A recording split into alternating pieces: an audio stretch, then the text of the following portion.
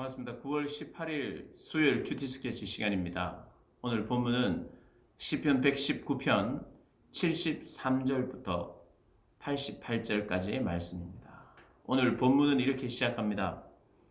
주의 손이 나를 만들고 세우셨사오니 내가 깨달아 주의 계명들을 배우게 하소서. 주를 경외하는 자들이 나를 보고 기뻐하는 것은 내가 주의 말씀을 바라는 까닭이니이다.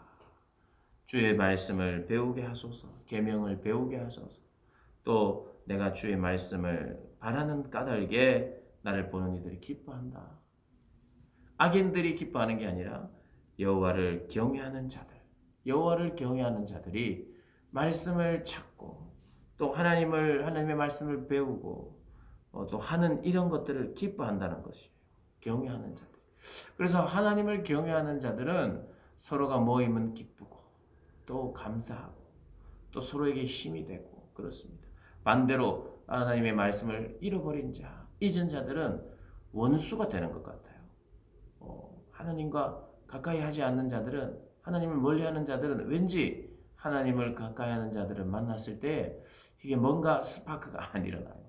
하나님을 만나고 하나님을 사랑하고 하나님의 말씀 배우기를 기뻐하는 자들이 함께 모이면 참 서로가 그냥 보기만 해도 좋고 기뻐요. 가장 기쁜 모습과 기쁜 이유는 그들이 나처럼 하나님의 말씀을 찾으니까 이 동질감, 또 전후회 이런 것을 느끼기 때문이 아닐까요? 그런데 하나님을 찾지 않는 자들, 하나님 앞에 나아갈 수 없는, 그렇게 하나님을 찾지 않고 말씀을 가까이 하지 못하는 이유는 죄 때문입니다. 죄에 대한 우리의 태도 때문이에요. 우리 고등학생들도 하나님을 내가 찾아야 되겠다. 하나님 말씀을 배워야 되겠다. 하나님 내가 사모합니다. 하면서 날마다 큐티하고 싶어하고 이런 마음들이 늘 생기지 않는 이유는 우리가 죄인이기 때문에 그래요. 죄인은 하나님 앞에 서기를 두려워하고 싫어하고 또 설 수가 없어요.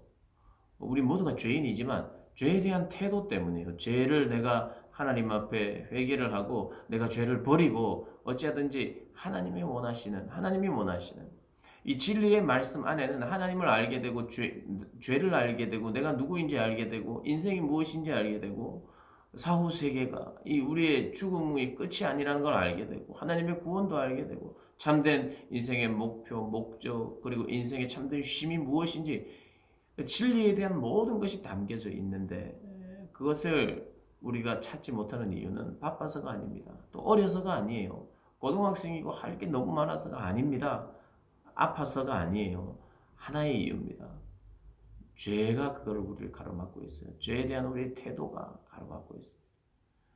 그래서 다른 데서 이유를 찾으시면 안 돼요. 하나님, 내가 정말 죄를 사랑하는 마음 때문이군요. 이걸 깨닫고 죄를 미워하기를 위해서 기도하고 죄를 또 버리고 하나님을 또 찾기를 기뻐해야 돼요. 그래서 우리가 하나님 앞에 가까이 나가기를 싫어하거나 가까이 나갈 수 없는 것은 바빠서거나 힘들어서거나 아파서가 아니라 물론 그때도 조금 그리고 잠깐은 그럴 수 있지만 그게 지속되는 것은 죄에 대한 우리의 태도 때문입니다. 죄 때문입니다. 그걸 기억하고 하나님 앞에 나아가시면 좋겠어요. 오늘 본문 말씀은 이제 하나의 어떤 주제만 제가 좀 말씀드리고 싶은데 적당히 살아가는 신앙생활하는 사람에게 하나님은 적당한 고난을 주신다입니다. 적당한 고난을 통해서 우리가 하나님을 보게 됩니다. 하나님을 더 찾게 돼요. 어제도 말씀드렸습니다만은 어려움이 있으면 우리가 하나님의 말씀을 더 묵상하지 못할 것 같은데 그게 아니라 신기하게도 하나님의 말씀을 더 깊이 묵상하게 되는데 고난은 그런 종류의 그런 성격으로 하나님이 우리에게 허락하신 거예요. 고난도 하나님의 계획입니다. 하나님의 손 안에 있어요. 섭리 안에 있어요. 하나님 그것을 통해서 그 고난이라는 것을 선으로 바꾸셔가지고 우리로 하나님을 더 찾고 또 분명히 하나님을 알게 하고 체험되게 하셔서 우리의 가슴 속에 새겨주시는 산 지식, 산 교훈이 되도록 하시는 거예요. 그래서 하나님이 오늘 이렇게 75절에 이야기합니다. 주께서 나를 괴롭게 하심은, 하나님이 나를 괴롭힌다는 거예요. 이게 말이 안 되잖아요. 하나님이 왜 나를 괴롭힐까? 괴롭게 하심은 성실하심 때문이다. 하나님이 성실하셔서, 그러니까 성실하게 하루도 빠짐없이 나를 괴롭힌다. 이런 말이 아니죠. 하나님 그러실 리가 없어요.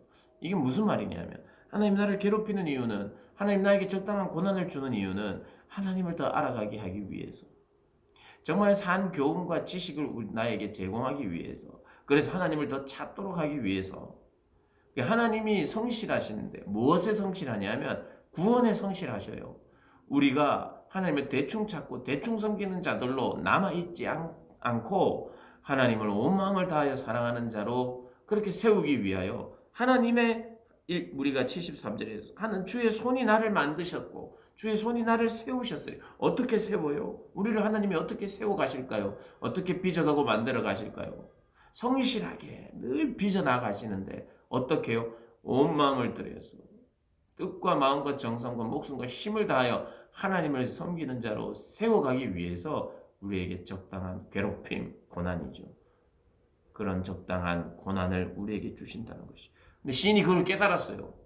하나님이 왜 이렇게 고난을 주시고 괴로움을 주시느냐? 아하, 그것은 주님의 손이 나를 세우기 위함이시구나. 그분의 그 성실하심 때문이시구나 라고 깨닫고 고백하는 거예요.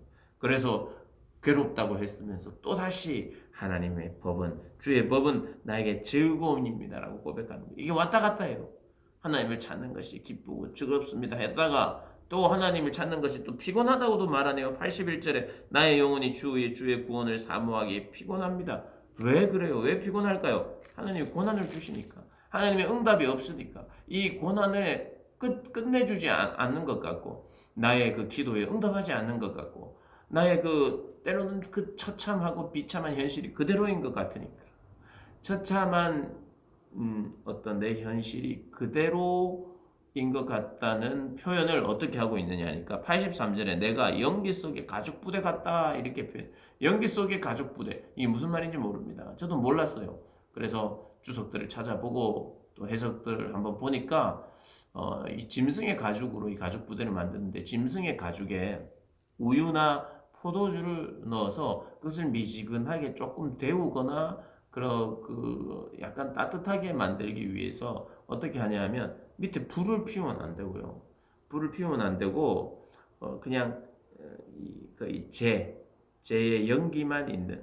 그래서 그 연기로 그 밑에 약간 훈훈한 기운으로 이 가죽 부대를 그 밑에 연기가 나고 그 이제 재가 있는 곳에 적당한 거리에 둬서 이 가죽이 타지 않도록 하는 적당한 저리에서 아주 미지근하게 계속 열을 가해 줌으로 말미암아서 이게 가죽 부대에 이제 그걸 데우는 거예요. 그런데 연기 속에 가죽 부대 같다는 말이 그걸 이제 방치해 놓고 무관심한 거예요. 거기에 그냥 이제 정의 연기 속에서 그냥 데워지도록 그냥 놔두는 거예요. 그렇게 연기가 답답하죠. 그리고 이 가죽이 좀 쭈그러들기도 하거든요. 그러니까 방치되어 있고 무관심하고 변화가 없는 것 같은, 자기가 그렇게 방치된 것 같은 인생인 것 같고 하나님의 눈길이 떠난 것 같은 그럴 때를 맞이하고 있을 그때에도 주의 율례를 잊지 아니하나이다 라고 시인은 말하고 있어요. 우리 사랑하는 고등학생들, 선생님들, 그리고 큐티 스케치를 시청하시는 모든 분들의 하나님의 이런 고난이나 때로는 방치된 것 같은 내 삶 속에서도 하나님은 이것을 통해서 나에게 특별한 교훈, 새겨주고 싶은 그 교훈이 있어서 하나님을 알아가고 나를 세우시는 과정이구나, 그렇게 깨닫고 하나님 앞에 결단하셔야 되죠. 그래도 나는 율례를, 말씀을 잊지 않겠습니다. 붙들겠습니다. 그래서 저를 이런 고난과 핍박 속에서 악인들의 웅덩이를 파고 나를 괴롭히게 하는 이런 속에서 내가 소성하게 해주세요. 내가 살아나게 해주세요. 회복되게 해주세요. 나는 끝까지 말씀만 붙들겠습니다. 이렇게 시인이 고백했는데 우리의 고백도 그렇게 되었으면 좋겠습니다. 그렇게 되시기를 주님의 이름으로 축복합니다.